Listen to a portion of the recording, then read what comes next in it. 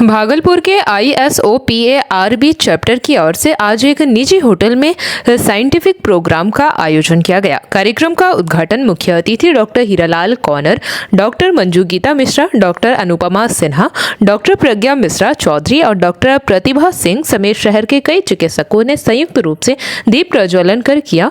कार्यक्रम को संबोधित करते हुए डॉक्टर हीरालाल कौनर ने कहा कि ISOPARB की शुरुआत बिहार के पटना से हुई थी और आज यह संस्था देश के 27 राज्यों में सक्रिय रूप से कार्य कर रही है। उन्होंने कहा कि संस्था का उद्देश्य मातृ एवं शिशु स्वास्थ्य के प्रति जागरूकता बढ़ाना है। वहीं डॉक्टर प्रतिभा सिंह ने गर्भवती महिलाओं के स्वास्थ्य पर विशेष जोर देते हुए कहा कि वर्तमान समय में महिलाओं को गर्भावस्था के शुरुआती दिनों से ही डॉक्टर की निगरानी में रहना बेहद जरूरी है। उन्होंने बताया कि ISOPARB के माध्यम से महिलाओं को जागरूक करने के लिए लगातार अभियान चलाया जा रहा है। इस मौके पर शहर के कई चिकित्सक और स्वास्थ्य कर्मी मौजूद रहे, जहां मातृ स्वास्थ्य से जुड़े विभिन्न विषयों पर विस्तार से चर्चा की गई। हमने कौन कारण ये होता है कि ये माँ का परिचर्या ज्यादा कम होता था शुरू में, because concept was not that mother should be given adequate amount of good amount of food, nutrition, rest.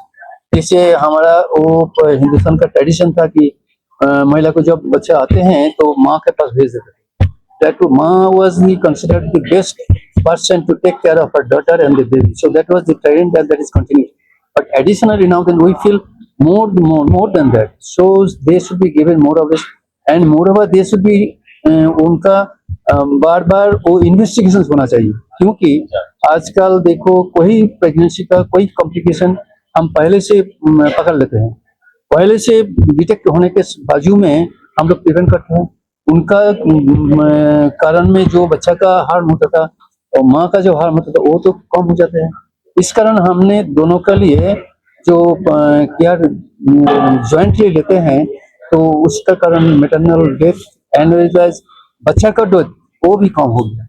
तो हमारा जो है, I will speak in this inauguration time, हमारा ज्यादा है। भागलपुर में चैप्टर खुलने से फायदा क्या है, तो वो चीज देखिए, अगर मान लीजिए हम कोई भी चीज अगर शुरू करते हैं दिल्ली में, मुंबई में, तो उससे क्या होता है कि सभी पेरिफेरल एरियाज को फायदा नहीं होता है।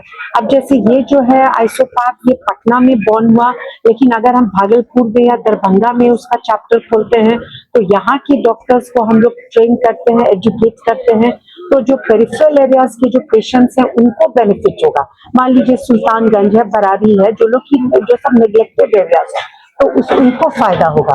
तो ये एडवांटेज है आइसोपाप चैप्टर भागलपुर में खोलने का। हमारा आउटरीच प्रोग्राम्स होता है जिसमें कि हम गांव की महिलाओं तक जाना चाहेंगे और इन बातों को बताना चाहेंगे। ऐसे सरकार की तरफ से भी आजकल बहुत प्रयास हो रहे हैं।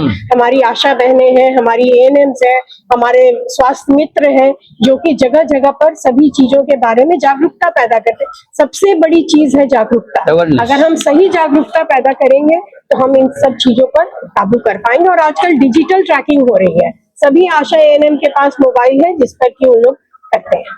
ठीक।